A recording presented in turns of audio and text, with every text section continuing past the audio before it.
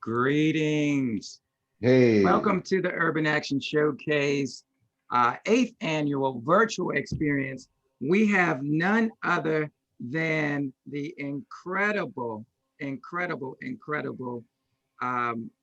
Ray Smith, who is Yay. Nick's, right? And of course, we have Sherman Augustus, AKA Nathaniel Moon, as I promised you, into the Badlands virtual experience with our moderator, Mr. Jeff Vita from Kung Fu Drive-In Theater. And let's start it off like All right. this.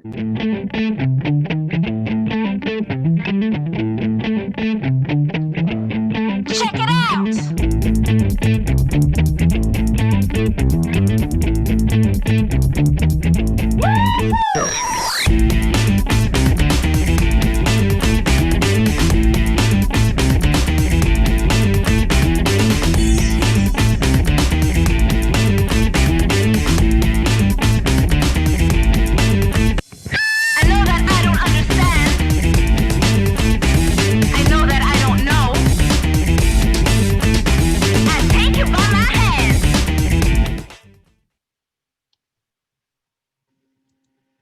Oh, yeah.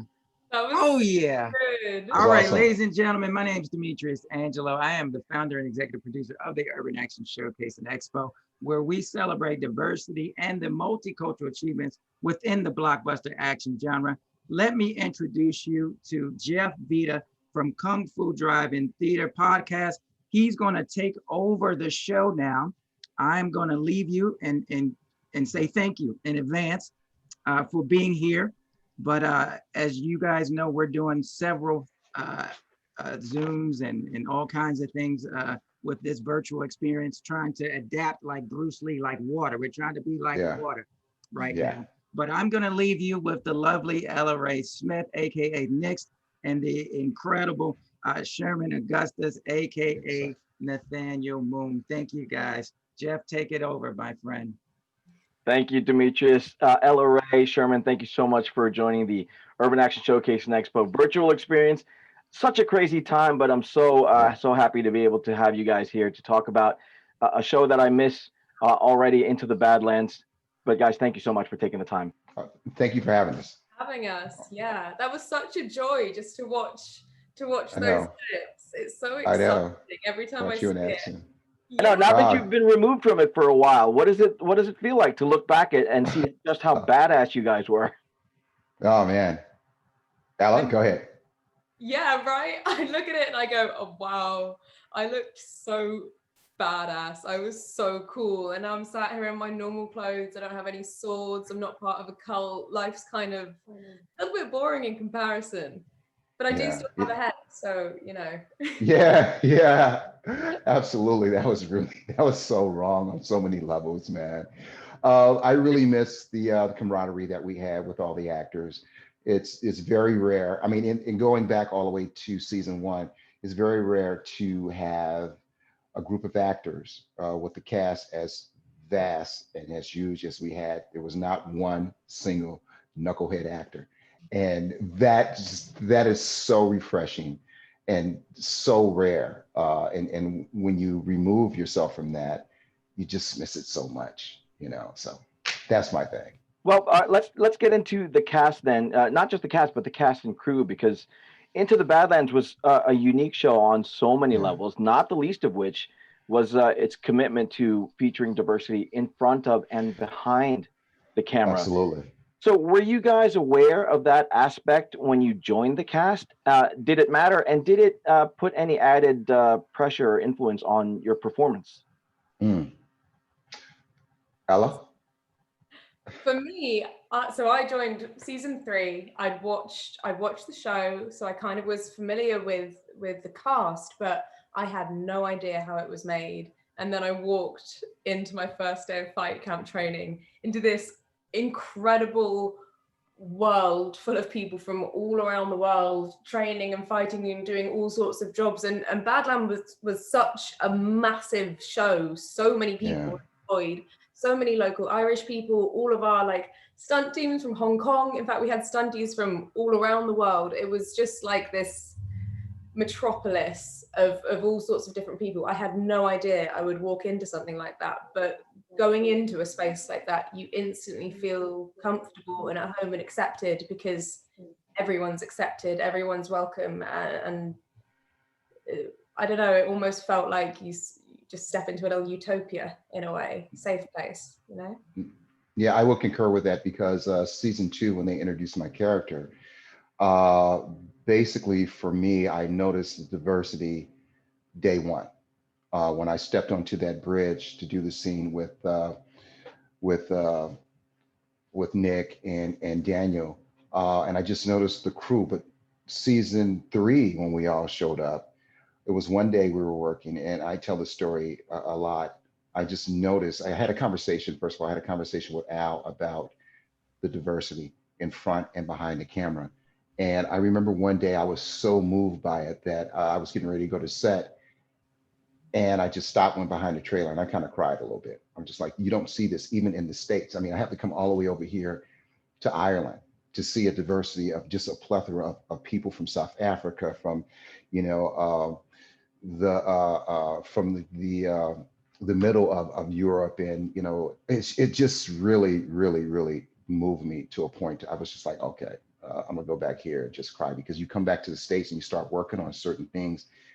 And even though you're in LA or Chicago or whatever, well, Chicago was a little different, but certain times you would just see, you know, the diversity was not there that much. Sure, you had a lot of folks, but it just wasn't Badlands. And that's another reason that I just missed the show so much.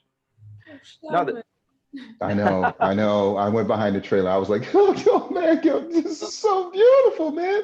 Oh yeah. And it's even more important that it's both in the cast and the crew, because, you know, having a diverse cast is only doing half of the representation. It's only Exactly. supporting half of the people. It's kind of more performative allyship and support than actual genuine allyship and support that is at the top and bottom of the ladder in terms of whose face is on a poster. Sorry. Exactly. Very, but Exactly. But you're absolutely right. It was one of those things. And doing that conversation with Al, sure, they had a problem getting, you know, all these beautiful faces there, but they did it. And hats off to the producers, hats off to casting. You know, they pulled it off with you know, it was some problems, but they pulled it off, and that was just great. So I appreciate that. and you guys did a great job, and the fans all appreciated your efforts for sure. Now, as actors, as Black actors, was there any part of your performance that you wanted to serve as a beacon to Black fans of the show? And I asked that because it was one thing that was great about the show was that you didn't, at some point, you just forgot about the race of the cast, and it was just characters, because you guys pulled it off so well. And it was just nice to see those characters and get involved in your stories. But knowing that it was such a diverse cast and crew, was there any part of your performance where you were like, you know what, there are Black kids that are watching. I want to be that role model, or I want to be someone that they can look up to and look and see that they can be this if they want to be. Absolutely. What struck me is the night that I watched in season 2, episode 3, when they introduced my character, someone had wrote on one of the message boards, and you know, I think about this all the time. It said, "Dear AMC, that's how you introduce a Black man." And this is, you know, and I was just like, okay, all right. So it really struck me then. So I just knew that going back to season 3, I just had to um, uphold that and uphold the dignity. And just, you know, it's not Sherman, I guess, is the Black actor. It's just Sherman, an actor, portraying and trying to do the best and give this, you know, reach the behavior of this particular character, and just go forward from there. You know, he's not Black, he's not white, he's not green. He's a guy in the situation, just happens to have, you know, the pigmentation that I have. That's it. I take everything else out of the equation. But yes, I wanted to stand up for that and make sure that I was doing something positive. But that's the thing, like, there are a lot of problems in the Badlands, you know, there's a lot going on, but there isn't a race problem. And I think Exactly. that's why when you watch the show, you don't see that, because that just has nothing to do with any of the characters. And I think that's why it feels so refreshing and diverse when you watch it, because it means nothing. It's just who can slice each other up the best, you know, when Yeah. we shove. And I agree with you, Sherman. I feel like every single role I take, I'm so aware that I grew up not seeing women who look like me on screen. It doesn't matter what the role is. I mean, I don't necessarily want to encourage young women to, you know, swing swords and kill people. Definitely martial arts training if they're interested. It's my attempts to be funny. I don't know if my British humor is getting across the pond, but you're both Oh, it's yeah. That's fantastic. Cutting's her business, and business is good. Exactly. I was like, something's going right here. Exactly. But yeah, every role, it feels important to know that someone out there who looks like me will see themselves in me on screen, and that's a massive driving force behind every role I take and every decision. And to be able to do that in a show like this, which for me as a 19-year-old girl, when I got the role, I didn't expect myself to be playing this cool, badass, powerful role. And she is still vulnerable, but she's not vulnerable because of her femininity at all. To be able to portray that and display that, and to be a mixed race actor, is really important. It's crucial. Mm. Mm. Oh, Jeff, you're on mute. Oh, is Jeff on mute? Okay, so All we'll right, did you just get talk me? about. Okay, let's try again. So, speaking of all the martial arts and all that badassery that you guys did get to partake in, obviously martial arts played a key role in that show. Now, outside of guys like Wesley Snipes and Michael Jai White, there are a few black martial arts, modern black martial arts heroes on screen right now.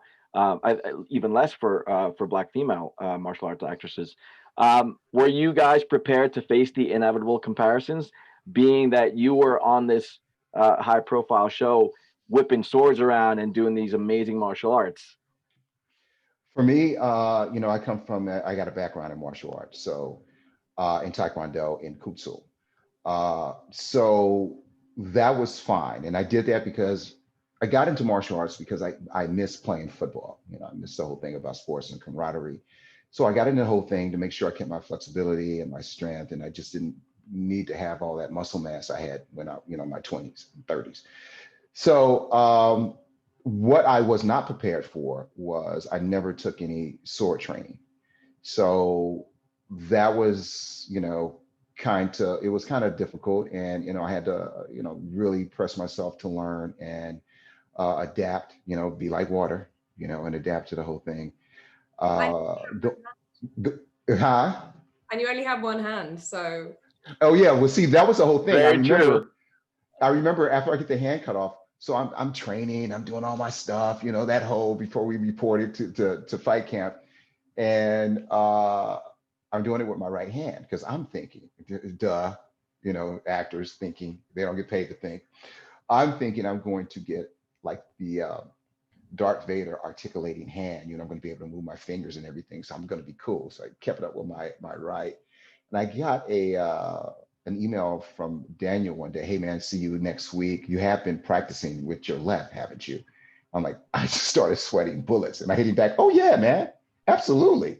See you next week. So now I'm doing double time with my left, going, yeah, exactly. I'm hitting myself with my sword, and I'm just like, oh my God, I'm beating the hell out of myself. So, but it came. It was frustrating, but every night when we left fight camp, and I went back to the my flat, I was just like swinging that sucker. Come on, man, bumping into stuff. It was just crazy. It was crazy. But you learn and you have to adapt. And the whole wushu aspect of it is different, a lot different from Taekwondo. The mechanics are different. So yeah, it was like starting all over from zero, which is fine, For me, I'm just remembering your question now. I got so carried away. I think you're talking about comparisons with other martial arts, right? Yeah. Mm-hmm. I mean, like you said, there aren't really many women. And unlike Sherman, I was just a regular teenage girl. I'd never picked up a sword before. I'd never done any sort of fighting. So I kind of walked into it blind and learned on the job, which I think is a good way to walk into things sometimes, because you know, I would watch things like Kill Bill and even Badlands and say, wow, but because I didn't know how to do it, it was really overwhelming because I hadn't learned how you shoot that, which is actually really easy and really enjoyable, and one of the biggest joys of making this show. Exactly. It felt like this crazy, unattainable, complicated thing. So I kind of just tried to trust everyone on set. I mean, we had the best system on Fight Unit. It was foolproof, I think. Yeah, Well, world class. yeah. Go ahead. Yeah, well, you pick it up as you go along. You know, I didn't have as much time in fight camp as I needed to, but I got better as the show went on, and I learned on set. And just being around such skilled martial artists and seeing how they do things, you pick up on it. It's amazing. You know, to work with, you mentioned Kill Bill, to work with Master Didi and, you know, the folks that brought you the Matrix and all those things, it makes you want to do better because they're taking their time out to help you perform certain movements. And another little caveat to that, I did this film called Space Marines years ago. And our fight stunt coordinator was Philip Tan, Lewis's Tan's dad. So he pulled me aside one day and he said, look, dude, you really, really need to do martial arts because you're good. You can do this and you can do that. So hats off to him. Thank you, thank you, thank you, thank you. And, you know, he had the same conversation with Michael Jai White years and years and years ago. So thank you, Mr. Tan. Thank you. Wow, what a great Yeah. So there's only 4 living rooms in Hollywood. So watch what you say, watch what you do. That's fantastic. Guys, we're going to take a break right here, and I'm going to throw it back to Demetrius Angelo for a quick raffle, and then we will get right back into the Badlands. So, Demetrius, back to you, sir. All right, we're going to raffle off 2 personal shout outs from Nyx herself, Miss Ella Ray Smith. So what I'm about to do now is simply spin the virtual wheel, and that's it. And then I'll tell you who won. Maybe I should share it because they're gonna say, "Oh, he just didn't do it. You know, he's just making this up, right?" And isn't that people for you sometimes? All right, so I'm gonna share the virtual wheel so people won't like, "Oh, he just made it up." Okay, y'all see this? This is an old thing. Here we go. You see the wheel spinning? It's spinning. Okay, Hockley, Nighthawk Films, Hawk Lee. That's his name. That's the first winner. And let's do it one more time. Who else we got? All right, Matthew Rutledge. Matthew Rutledge. Okay, well, thank you. And you guys can continue. All right. Fantastic. Congratulations to the winners. That's awesome. So listen, I want to win. Oh yeah. I guess we'll find out what they won after this, and I'll let you guys know. They get a private chat. I mean, they get a personal shout out from Ella Ray Smith. So for instance, okay, cool. You know, like Cameo, have you ever heard of? Yeah, it's awesome. Like that. They'll get a personal shout out from her, you know, about 30 seconds or less, like, oh, happy birthday, or my daughter just got a black belt, you know, and she loves the show. It's like that. Awesome. Okay. Fantastic. All right, cool. Now, let's getting back into the training, and this is a question that everybody who watches the show is interested in. We have a couple of questions in the chat room about it. Were you guys mentally prepared for the physical toll that the role would ask of you, and what was training and fight camp really like? Ooh. I was familiar with the show from season 1, and I did not know that some fight scenes would take up to 4 days, sometimes 8 days. The Moon Tower sequence, 30 days because the weather came in. But there was a lot of times where the weather was just unbearable, but you had to go do it. And, you know, your muscles would stiff up and all that kind of stuff. And it was just hard to move in that freezing cold. Fight camp was grueling, but it reminded me of double days in football. So that was cool. And plus I had all of my actor friends with me. We were all suffering the same torture. It was one, sometimes we would like stretch for, I don't know, we would do, Matt Lucas would take us through, Matt would take us through combat yoga for about 45 minutes and then you're done. You know, it's like, okay, I want to go to sleep now because I hurt all over. So, but we were all in the same boat. So I enjoyed it. You know, misery loves company. I forgot about that yoga for a minute. I think I blocked it out. It was incredible, but Was it incredible? Yeah.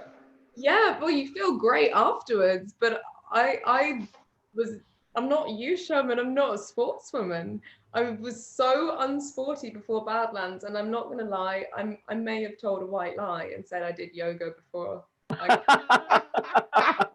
happened. So then I find myself doing this crazy combat yoga with Matt, thinking, "Oh God, I've got to be the best one in the class now. I've made this line." With like Daniel next to me doing all these crazy splits. Or Yeah. Yeah. Yeah. Yeah. I had no idea what working on a show like this would be like. It was obviously I'd done TV before, but it was my first real big American project. I'd never worked on something that shoots kind of 2 units at the same time. I'd never worked on action like that before. I'd done little bits, but it was all a complete unknown. Like Sherman said, the Irish weather, we were there in the winter, and you don't It was forget it. grueling. You don't Especially when we got snowed in. That was really grueling. It Oh was yeah. the worst week. Actually, it wasn't that bad, but it was quite. It was like it was pretty bad. And snow. Yeah. Well, Ella, it was pretty bad. Well, Ella, were you able to parlay all of that physical training into other roles, or were you even interested in that? Now that you had all of that training in your back pocket, did you go out and be like, now I can do more of this now. I can be a superhero. Honestly, I'm so open to it all the time. Anytime I get any sort of action audition, I'm like, yes, I know how to do this, because I'm confident in it now. I mean, I'm not a martial artist. I definitely can't fight, but I know I can pick it up on set in a work environment. What that would be like without the Badlands team, I don't know, because they were so incredible. My experience with them was so supportive and patient and educational. But I feel like I could do it now, definitely. And I love being able to say, yeah, I've swung swords around. It's like the thing I remind people. I'm like, yeah, I've killed people. Badlands, brother. Yeah, it's it gets easier, Ella, because I did something a couple of months after that where the lead actress had to give me a ridge hand to the throat to disarm me, and so they brought this my stunt double in, and I'm like, dude, they paid you for nothing. They paid, and we were working in New Orleans, so season 1 was in New Orleans, so I saw all these guys walking around with Badlands t-shirts and jackets. I'm like, dude, they paid you for nothing today. So you got 4 or 5 days. We're just going to sit over there and watch. And everybody's looking at me like, what? I'm like, seriously? Her hitting me here? And they brought, her stunt double in and she had to hit me. I'm like, just hit me, please. The more you do, the less I have to work. Trust me. The show I'm coming off of, look, this is nothing, man. So hit me and I will fall. Accidentally hurt each other once, I think. I really? Definitely hurt people. Oh, well, I'm very clumsy. Is that just me? No? Okay. I think I hit Ching Mei in the head once with the opening, the scene between myself and the widow at the Moon Tower. I kind of hit her. I messed up the move and I hit her in the head with the sword. I'm like, oh shit, I'm so sorry. But that was the first and last time because everything is so precise. Oh, and she was like, it's okay. I'm like, no. So I'm hitting. I started hitting myself in the head, like no. It's funny because Yolanda in the chat room asked what were your interaction with your stunt doubles was like. Did you get to know them, and were you like really tight with them because they had to do what you were supposed to do? Yeah, absolutely. There's they're the best people in the world, and they had world-class athletes on that show, and you learn something from them. You learn movement from them. You learn the steps from them. So Callie, the man. The man. I feel like the rare thing about Badlands is that our stunt performers weren't treated below the actors. They were very, very, very much equal, treated with the same respect. And I've never experienced that on another shoot, you know, it's more like stunt performers come in and they do their job and they leave. Like our team are key to the show, they're central to it, and they had all the respect that they deserved, and we hung out with them all the time. We did fight camp. Jing Mei was teaching me my moves. We'd be on set together. She'd be about to do something, a Nyx move, and then she would teach me how to do it. You know, like it was like having someone dressed as you who's really, really, really good at doing Exactly. want to be really, really good at doing them. And what's cool as well is you look over and they're dressed in your costume, whoever it is as well, because you have more than one stunt. I can't remember how many people were Nyx, but there are a lot of people in that costume. There are a lot of Nyx. It was freaky, wasn't it? Because they look just like you and their body type is just like you. You go, what the hell? It's freaky.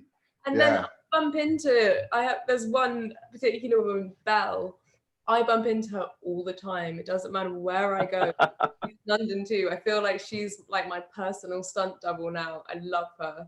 She's so talented. Awesome. Was it Marie? Marie's working all over the place. Amazing. Yeah, it must have been nice to be a stunt double and dress up in all those amazing costumes too. Yeah. And those costumes were awesome. Yeah. Shout out to Mr. Lipari. Let me get into that for a second too, because when you step into that costume, you've got to become that character. So what stories did you guys craft for your characters to make them more real for yourselves? For me, it depended on which costume I was putting on. The original Moon outfit that I started off in season 2 with, I was able to find the proper behavior both times, because the first time he lost his wife and he was just holding up in this place and just minding his business until he heard this news about these two gentlemen who got away from the camp. And just maybe that, you know, I can go and find these guys, and if I find someone worthy enough, then basically, you know, maybe they can kill me, or I'll add another notch to my belt. So that costume was very instrumental in helping me achieve the behavior. When he became a regent, then I had to change a little bit. I had to come up with other little things to think about, but he was more regal. And I'm a clothes freak.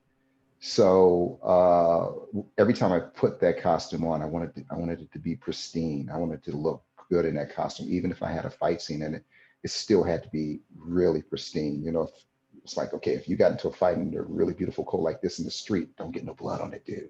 You know, cleaning bill, it's gonna be hard to replace this. So it was just little things like that, but it always helped me achieve the behavior I needed to achieve. What about you, Ella? Cool.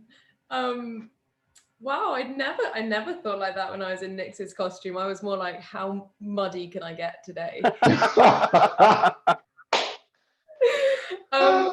I feel like I remember having a conversation with Ali, who obviously plays Tilda, right when we started filming, and I was kind of a little bit overwhelmed getting my head around kind of this new fantasy world that I was entering. Because at first, when you're getting used to the language of a show like Badlands, you have to sort of dissect like Azra. Okay, what is Azra? What is this place? What does it mean to me? And make it all make sense in plain English, if that made sense. Yeah. She said that she recommended looking at the characters as real people and taking away all of the fantasy drama and just seeing, for me, a young woman who was indoctrinated into something that she didn't realize was bad, and as she goes through the grieving process of losing Castor, she realizes that this cause that she's fought her whole life for and she deeply believes in actually might not be the right cause, and she might be on the wrong side of history. And then she sees in Sonny, I suppose, the ideal man, the ideal father, not the ideal man in a sort of sexual way, the ideal father figure. and goes to join the good cause and has a story of redemption, essentially.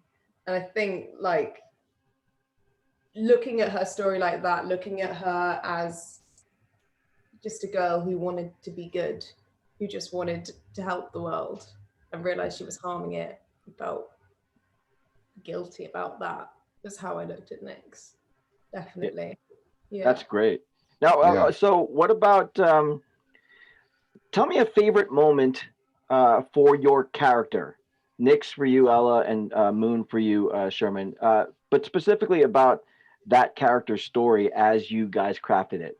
Do you guys have a favorite moment for your characters? Easy Jeez. favorite. Easy for you? It's hard for me.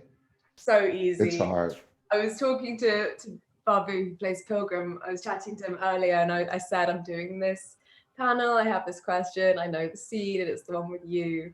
So the scene in the gift shop of the museum that Pilgrim's cult kind of live in, when Nyx kind of confronts Pilgrim about if he killed Castor or not. I have never, in the however long I've been acting, felt like that when I was acting with someone else. Like the way he was holding my face, the power he was giving me through his performance, it was just like, I've never been so lost in a character and so unaware of a camera and anything around me, and so completely sucked in and involved. It was just electric. And still now I think I genuinely feel like it's my best performance. That scene is my best performance of anything I've ever done, probably. And that's thanks to Babu, because he's such an incredible, giving, Awesome. talented actor. He's powerhouse. So yeah, that was easy. That was a powerful moment for sure. Yeah. Yeah. For me, I would think it's season 2, the scene with Daniel and Nick when I'm talking about my backstory, how I got to the place where I was at. That was very powerful. Hats off to Toa Frazier, who just allowed me to take my time and to explore certain things that I had going on in my head about that character. It's hard with season 3 because we had great, incredible writers. So as an actor, I was able to touch on every emotion that I dreamt of. But I would say every moment that I had working with, oh shoot, man, every time I had, there was a Moon and Lydia scene, it brought out the vulnerability in me. And it was just amazing for me to be able to just be vulnerable and not carry this shell, the Sherman shell. I was just able to strip it away and just be that guy, and just be like, okay, I'm in love with this woman, and I want to fight for this, the whole backstory that we had. And yeah, it was just remarkable. I don't know if I'm ever Yeah. going to have that moment again, That's hopefully, but fantastic. jeez, man, wow. Yeah. Yeah, you Okay. guys are so wrapped up into it, and it's easy to see that you guys um, poured your hearts into those characters. So, as Sherman and Ella Ray, instead, now, do you guys have a favorite moment as actors experiencing that whole thing on set? Ella, Mm. we'll start with you. Sherman's thinking. Yeah, big time. 'Cause too many. I'm thinking too. Okay. Wait, favorite moment, not for me as an actor in the show, experiencing the show, so like watching the show. Really? I think on the show. Question, sorry. Yeah, no. As an actor on the show, just as you, Ella Ray Smith, being on that set with those people, was there a favorite moment for you as an actor? Sherman, you can jump in. I think I kind of said mine in the question before, which is that moment Yeah, I mean, Babu, which means I can now flip this and answer your last question properly here and say my favorite scene to watch is the Chow Towers fight, because emotional attachment. It was my first scene, Dean Charles Chapman and I walked in, had no idea what was going on. Suddenly I'm on fight unit. And then Ching Mei is flying through the air as me. I got like, oh my That's awesome moment. Yeah, and it's also the first thing I watched as well. So as an actor, as me, it's the first thing I saw of me as Nyx. And I remember sitting in, you know, the ADR booth at Ardmore, sat in there, and this girl just appears on the screen. I remember saying, "That's not me. I don't know who that is, but that's not me." Yeah, it's freaky, isn't it? It's freaky. Yeah. How freeing is that? How incredible is that as an actor to look at yourself on a screen and be like, okay, yeah, that's not me. Definitely not. It makes you feel a different kind of like comfortable with it, you know? Yeah. I think for me, watching the episode where Orla dies, and it was a long, long day, and they shot all of Orla's stuff first, and so I'm just this giving actor. I try to give. I try to give so much. So I was just giving and giving and giving. So by the time they flipped the camera around on me, I was like dead. You know that feeling, like you're just drained emotionally because you're using something. So I'm trying to use something else and this and that. And I remember saying to Orla, because we're all incredibly close. I remember saying to Orla, look, because she was going to still be there for a while. I mean, to the end of the show. So I remember saying to Orla, look, it's been really great working with you. And, you know, I had her like this, was right before the shot. And she looked at me and said, shut up. Don't you go there. Don't you go there. Stop. Stop. And, you know, it was just a typical Orla Brady fashion, just telling me just to stop it. And so we got into the scene. And so I was just so burnt out. And this is after she dies and closes her eyes and everything. And so I was ready to move on. And she said, no, you need to have another one. I'm like, what? She goes, no, you need to have another one. I didn't feel you. I'm like, oh boy. So I asked for another one. And then so we got it out the way. And I felt incredibly good about it. And when I watched that scene, I always remember that whole thing when she said, no, I didn't feel you. You need to do it again. So I'm like, okay. I'm dead with her eyes closed, like, Yeah, she's straight out. I'm like, what? You're dead. She goes, I didn't feel nothing.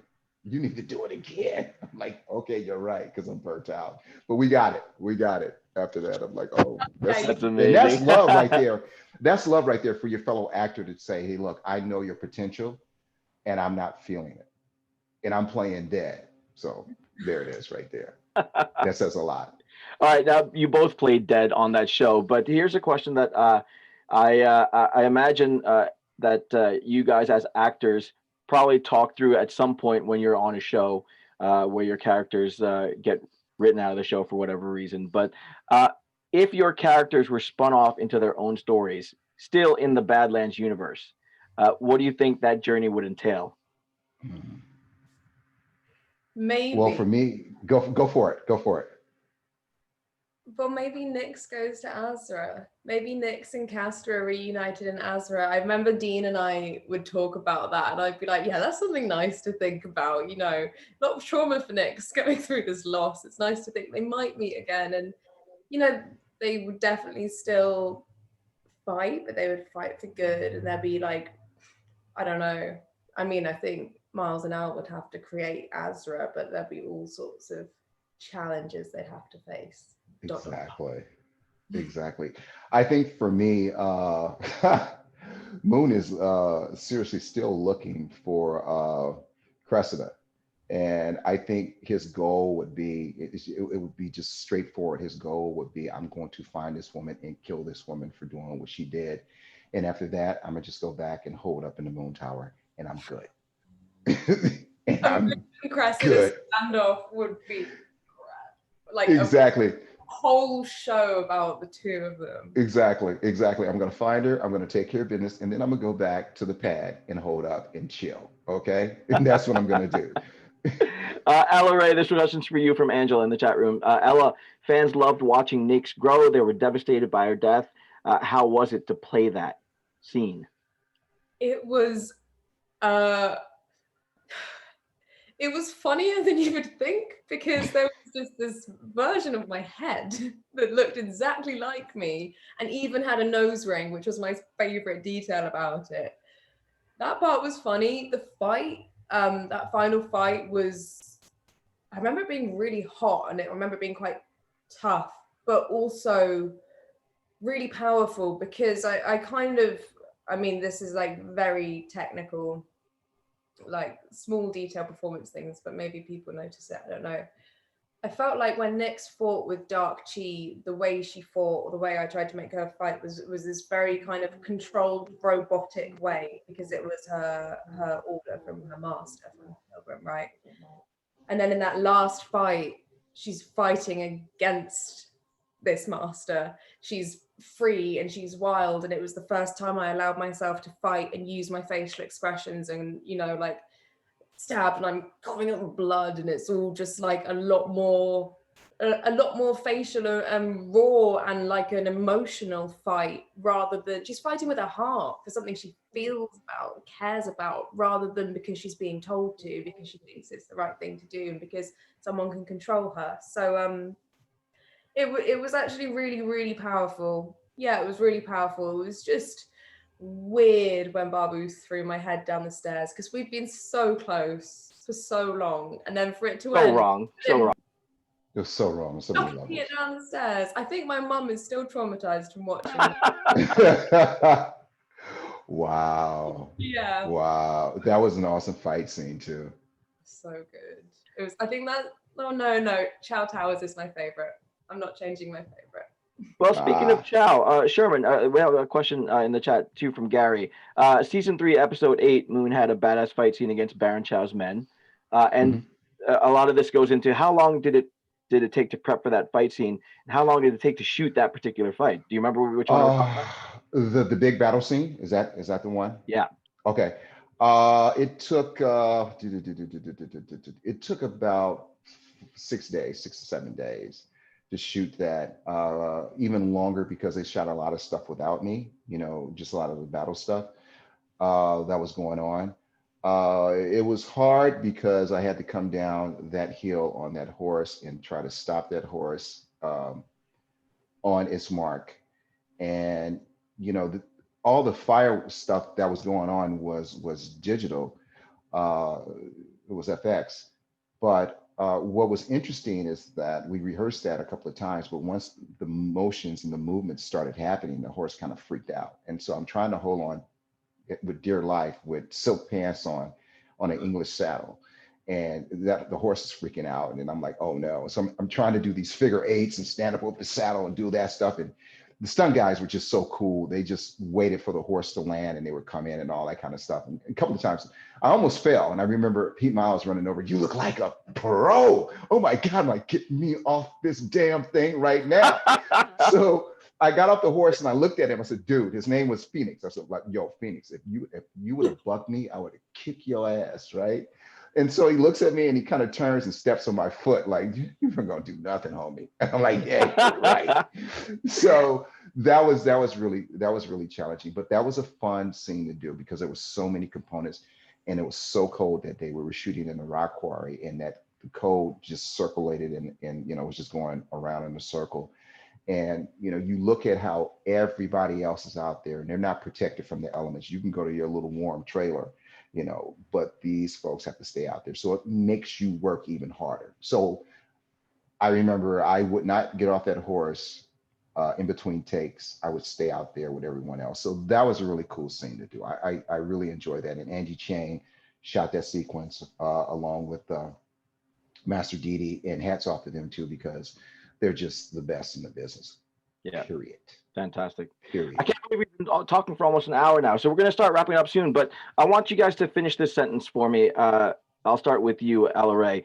The black action hero on screen is Something that should be just as normal as the white action hero on screen.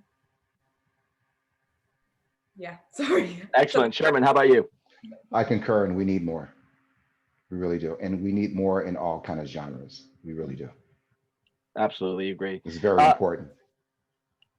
Definitely important. Representation for everybody on screen. Exactly. We should be at the point where we're not talking about the black action hero or the Asian superhero or whatever, Exactly. right? Exactly. It's just someone playing that character, and we love the way that person portrays that character because the behavior is right.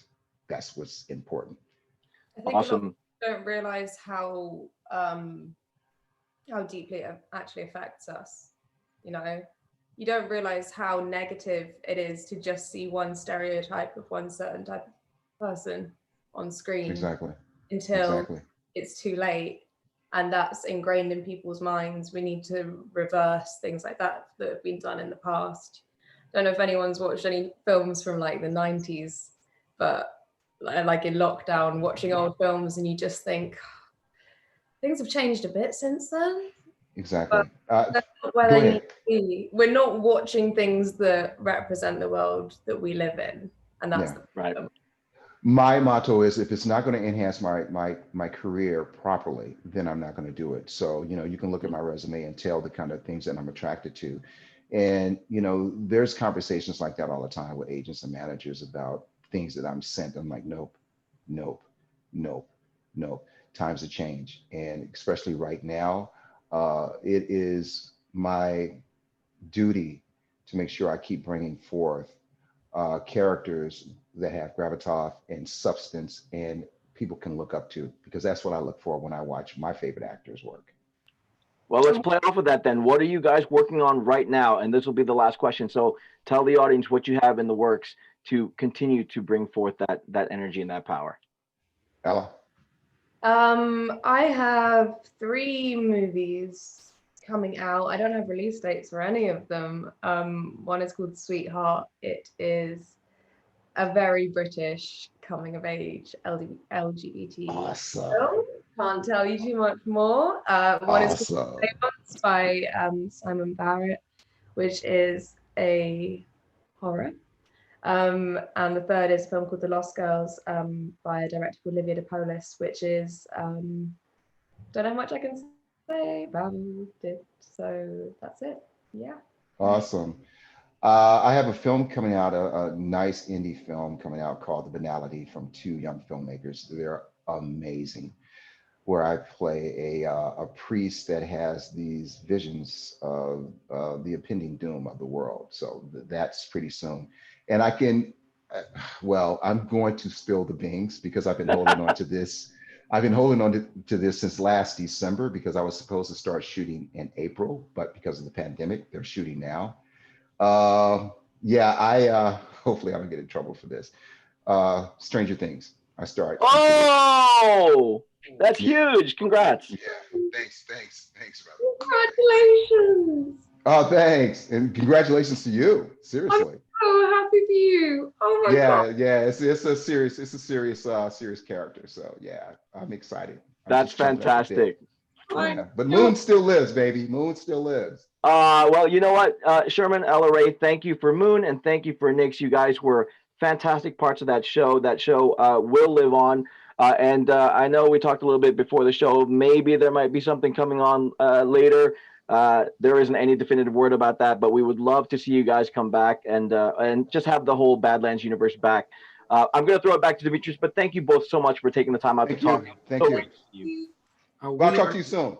We are so grateful for both of you. You guys never know who you're inspiring. A quick little story. I'm sure you've heard of The Last Dragon, right? Yes. And 1985. So I was with Mike Coulter from Luke Cage, right? Right. And Awesome I said, actor. we were at a Comic-Con and I said, hey, Mike, how you doing? Because I did season 6. I'm actually a stunt performer myself. So I said, you know, I have Timac. He's like, what? He said, that's the first movie my mother took me to see in a movie theater ever. So you never know who you're inspiring the next generation by seeing into the Badlands and your characters. You never know the next action star that you're inspiring, because think about it, when we were kids, at least in my age, when I was a kid, I used to take mama's good towel, wrap it around my neck and put a safety pin, come on somebody, and jump off the steps because I thought I was Superman. You know what I'm saying? You see what I'm saying? So you don't know how many kids are putting under the dark makeup and getting their plastic swords and being Knicks, or you know what I'm saying, using one hand and putting on the top hat and being Nathaniel Moon, because Exactly. you got to realize the power of images, especially heroic images. And that's Exactly. why we're here. And we so appreciate each and every one of you guys. I'm going to do this last quick raffle and then I'm going to say goodbye. I promise 2 more. And I like to keep my promises. So we have the last winner, and let's see who we got this time. Beverly Falk. All right, she gets a private, personal shout out, and Linda Pennant. All right, well, congratulations to all the winners. Thank you again, both of you, and we will look forward to those films coming through. Thank you, Jeff Vita, Kung Fu Drive-In Theater. Hope you guys check it out. And we'll be watching you, and I'm gonna try to put in a good word with somebody to get some more, at least spin-offs or something of Into the Badlands, because we were talking to Andy Chang yesterday. Am I right about it? So we know a few folks. All right. Yeah. All right. All the best. Thank you guys so much. Thank you Stay so safe, much. everybody. Thank you so much. Yes, We'll talk again yes, soon. thank you, everyone. Thank you.